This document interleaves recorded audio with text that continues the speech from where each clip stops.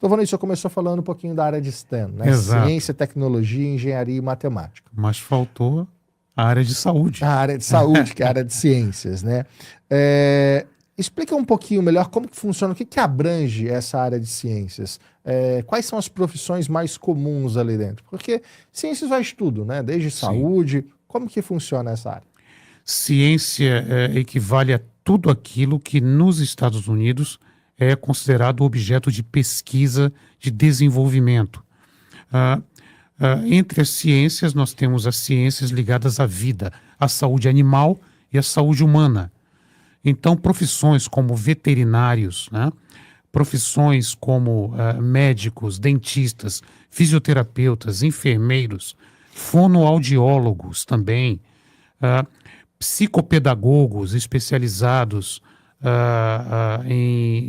no espectro, né? Crianças com necessidades de ensino especiais, são profissões muito importantes, psicólogos, psiquiatras, tudo relacionado à saúde humana. Também os biólogos, bioquímicos, farmacêuticos, todas essas profissões, elas são importantes. Porém, é necessário nós fazermos uma observação. Quando você aplica para um processo imigratório, você precisa apresentar uma proposta, uma carta de intenções. Se eu tivesse que resumir para você o que é um processo imigratório, eu resumiria em 2 frases. Os Estados Unidos quer saber, em primeiro lugar, o que você pretende realizar na América e, em segundo lugar, quem é você. Olha que interessante. A primeira análise é uma análise da sua proposta. O que você vem trazer para a América. Por isso que o nome do visto é de interesse nacional. Porque, em tese, você está despertando o interesse do país na sua vinda. Justamente por causa da proposta que você traz. Então, quando você aplica, nós temos uma equipe que vai sentar com você e ajudar a construir essa proposta. Às vezes você tem uma ideia do que vai fazer aqui. Às vezes você tem uma ideia muito vaga. Às vezes você não sabe o que você faria. Mas você tem que apresentar necessariamente uma proposta de missão, um proposed endeavor. E aí, os especialistas dessa área vão reunir com você e vão explicar para você a diferença de um professional plan, de um business plan, e vão dar a você as opções que você tem para ser apresentado à América.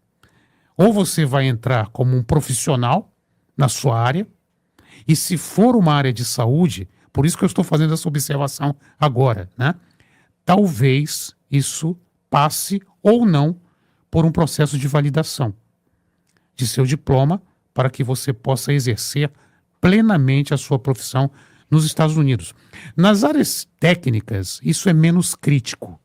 Você pode ser um arquiteto, pode ser um engenheiro e não necessariamente validar o seu diploma. Se você quiser trabalhar em uma equipe, né, de engenharia ou de arquitetura, por exemplo, trabalhando nos bastidores.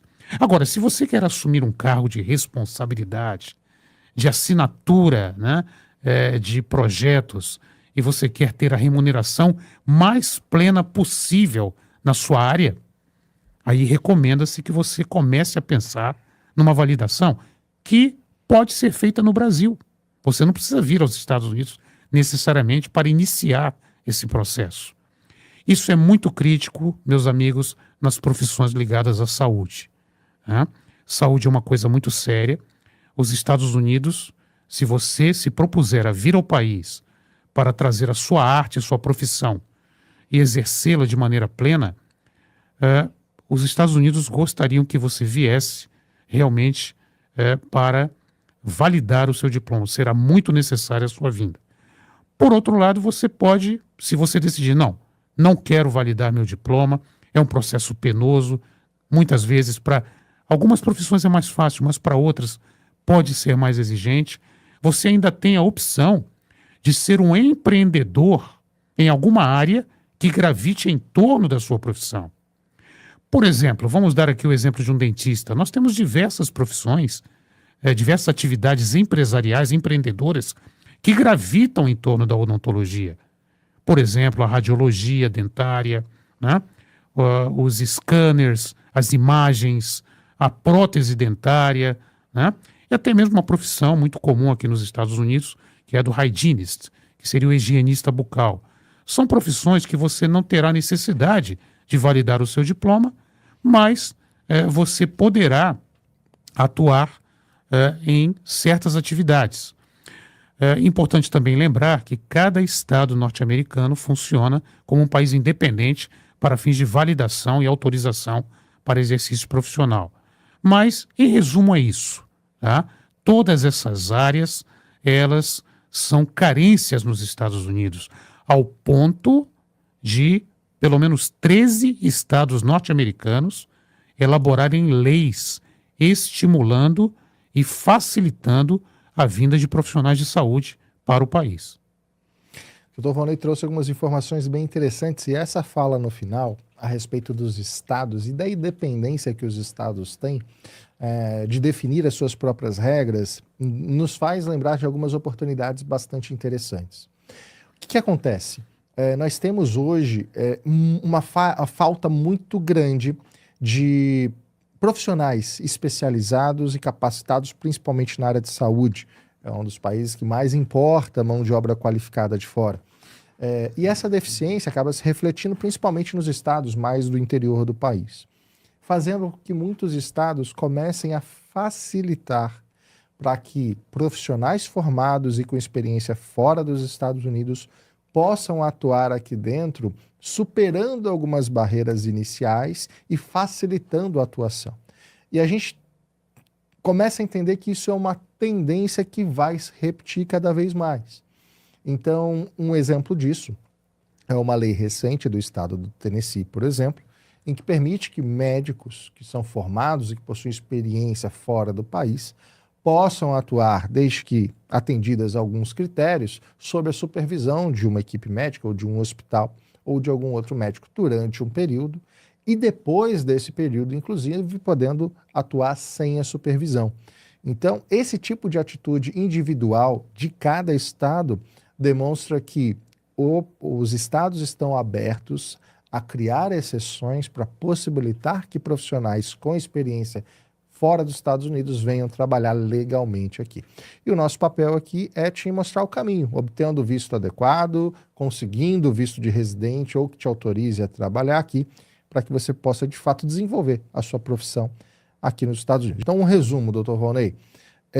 Profissões da área de STEM continuam em alta, porque são as áreas mais importantes para os Estados Unidos. A reindustrialização prometida pelo Donald Trump vai dar muito emprego, principalmente para quem trabalha em indústria, logística, engenheiros, controle de qualidade. Agronegócio cada vez mais forte, principalmente com a intenção de tornar os Estados Unidos um país que não dependa da importação, ou dependa o mínimo possível, né, da importação de alimentos. Então, agronegócio também é muito forte e a área de saúde, como sempre, sempre muito importante. Então, essas seriam as principais áreas. Principais áreas. Também um adendo, profissionais de marketing do Brasil são muito respeitados nos Estados Unidos. O marketing brasileiro ganha muitos prêmios internacionais. Então, tudo ligado à publicidade, marketing, jornalismo, desde que esses profissionais comprovem uma carreira de destaque nas suas profissões, também são bem-vindos. Enfim, a grande maioria das profissões, né, elas vêm para somar realmente para o país. Um país gigante, com muitos serviços, vagas sendo oferecidas. Você mesmo pode fazer o seu teste. Se você tiver tempo de entrar hoje ainda em um site de contratações nos Estados Unidos, você vai ver as miríades, em algumas profissões, às vezes, centenas, sem exagero, centenas de milhares de vagas para profissionais de software, de desenvolvimento. Isso é uma demanda imensa. As empresas não podem mais prescindir desses profissionais. Então, tem muita necessidade de mão de obra qualificada na grande maioria das áreas. Agora, existem áreas que realmente são mais áridas, nós teríamos dificuldades, né? Mas não é impossível, né? Letras, por exemplo, complicado, né? Áreas, por exemplo, professores de nível muito elementar também complicado, mas a grande maioria das profissões admite sim um processo com boas chances de aprovação. Então, olha só, se você tem dúvida, meu caso é forte, meu caso é fraco, qual que é o potencial de verdade de eu ser aprovado no EB2 na categoria NW? Se você tem alguma dúvida, entre em contato conosco. Entra lá, vai lá, volare.com/contato. Agenda uma consulta com um dos especialistas.